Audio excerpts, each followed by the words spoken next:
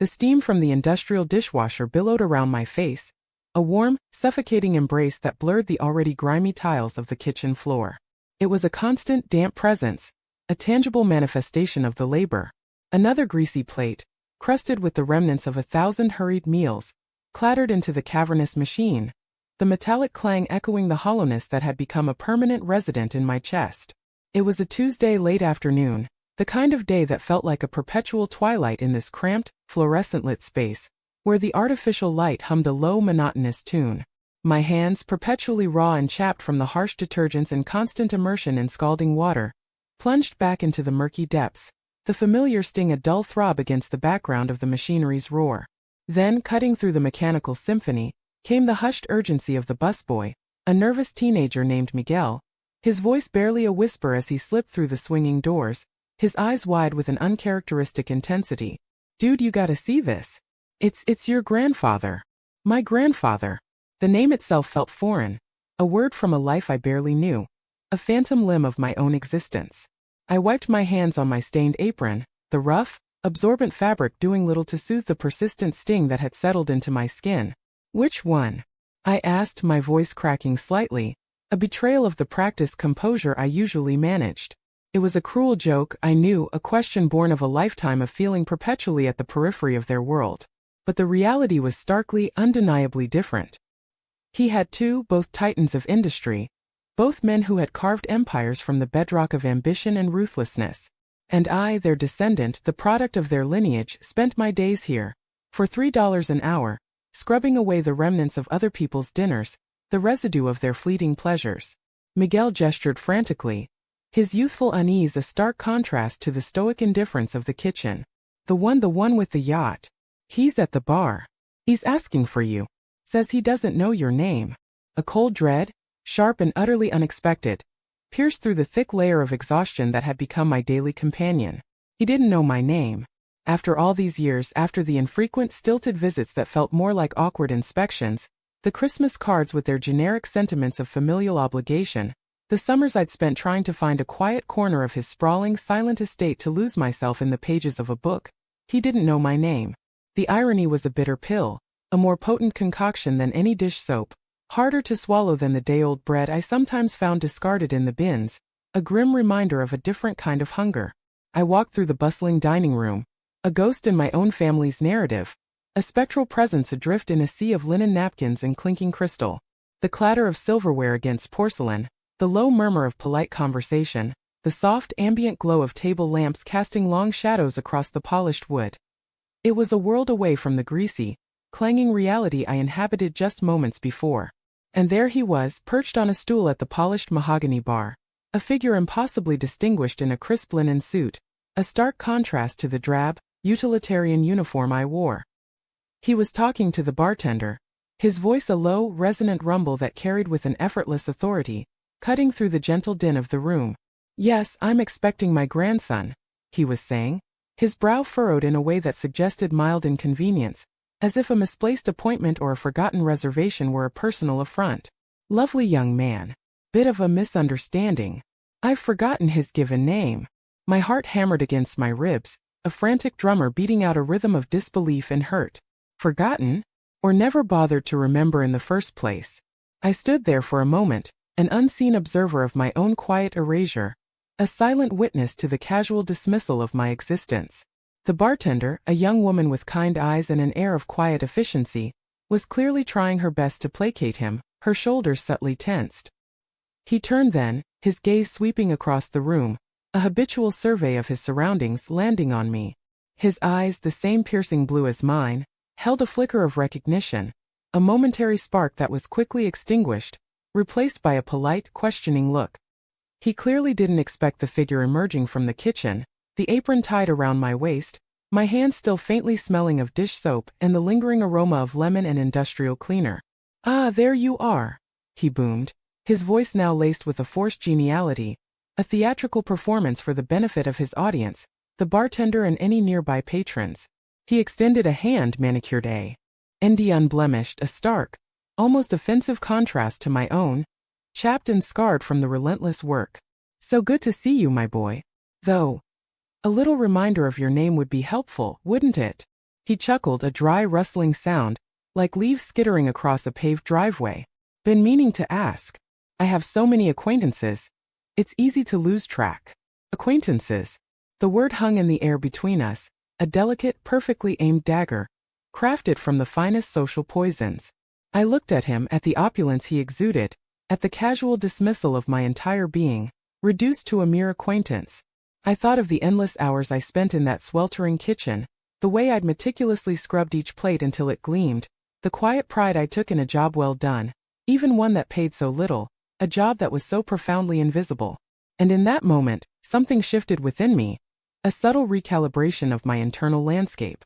It wasn't anger, not precisely. Anger felt too passionate, too invested. It was a cold, clear understanding, a dawning realization that cut through the fog of my resentment. I was not lost track of. I had never truly been tracked in the first place. My presence, my existence, had never registered on his internal map of the world. I took his hand, my grip firm, perhaps a little too firm, a silent assertion of a presence he seemed intent on ignoring. I met his gaze, forcing a smile that felt as brittle as a dropped wine glass, a fragile facade that threatened to shatter with the slightest pressure. "It's David," I said, my voice low and steady, cutting through the ambient noise of the dining room. "David Miller." He blinked, a subtle tightening around his eyes, a micro-expression of surprise or perhaps annoyance. "David," he repeated, testing the sound, as if it were an unfamiliar word. "Yes, David. Of course." He released my hand, turning back to the bartender with a dismissive nod, signaling the end of their interaction, the resolution of his minor inconvenience.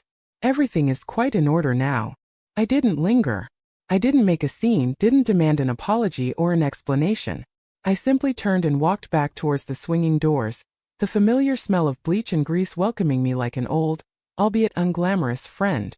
The bartender watched me go, a small, knowing smile playing on her lips, a silent acknowledgement of the subtle drama that had just unfolded.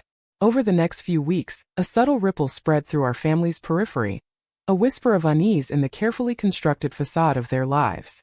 My grandfather, it turned out, had a rather extensive social calendar, a relentless series of dinners, charity events, and exclusive club meetings. And at each one, when the topic of family arose, as it inevitably did in such circles, a pause would ensue. A name would be sought, a clarification requested, a delicate dance of social etiquette. "And David? How is young David?" Someone might inquire at a garden party, their voice laced with a polite, cultivated curiosity, a subtle probing for details of the younger generation. And my aunt, usually eager to fill any conversational void with a torrent of enthusiastic, if often superficial, pronouncements, would falter, her practiced smile faltering for a split second. "Oh, David, well, he's working." The vagueness was palpable, a carefully constructed evasion that spoke volumes in its silence.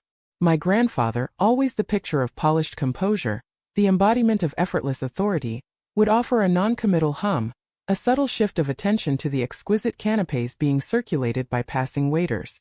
The polite inquiries would cease, replaced by a quiet, almost imperceptible awkwardness, a subtle deflation of the expected familial harmony.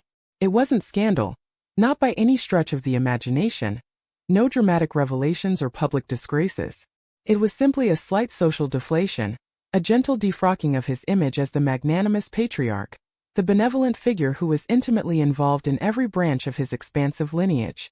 His carefully curated reputation as a man who knew and cared for all his kin had been subtly, irrevocably tarnished by a simple oversight, a forgotten name. Then came the annual family reunion, a grand affair held at his vast country estate, a sprawling expanse of manicured lawns and ancient oak trees. Normally, I would receive a perfunctory invitation, a formality to be politely declined, a silent understanding that my presence was not truly expected, or perhaps even desired. This year, however, the invitation arrived with a small handwritten note from my grandmother, a woman who had always possessed a quiet dignity, a subtle strength that belied her gentle demeanor. "Your grandfather is quite keen to see you this year, David," it read. "He's been speaking of you." I went.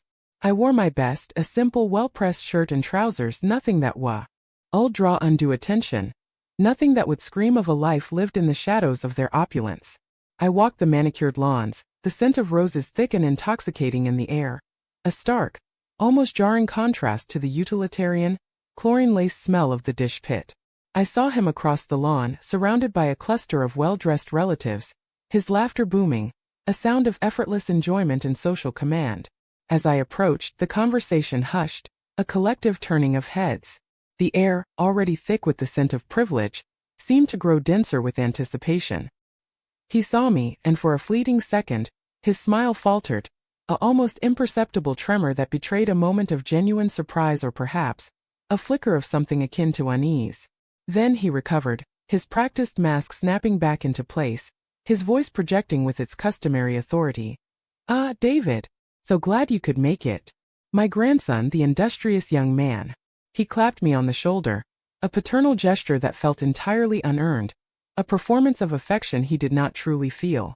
"Tell us, David," he continued, his gaze sweeping across the expectant faces of the assembled relatives. "What marvels have you been creating in your latest endeavor?" I smiled, a genuine, unforced smile this time, a quiet defiance blooming within me. I met the eyes of the relatives, the curious stares, the expectant smiles, the unspoken questions hanging in the air.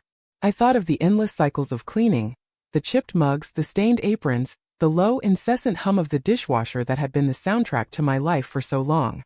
I thought of the invisible labor, the unacknowledged effort, the quiet dignity I had found in the most mundane of tasks. "Well, grandfather," I began, my voice clear and even, carrying a surprising weight that seemed to cut through the polite murmurs. "I've been perfecting my technique for removing stubborn grease and food residue. It requires precision, patience, and a thorough understanding of various cleaning agents. The satisfaction of seeing a truly clean surface, free from all impurities, is quite remarkable." A silence fell over the group, heavier than before, a palpable void where polite conversation had been. My grandfather's smile tightened, a almost imperceptible tremor running through his hand as he reached for a glass of champagne, his knuckles whitening slightly. The well-dressed relatives exchanged glances, their initial curiosity tinged with a sudden, polite confusion, a bewilderment that bordered on disdain.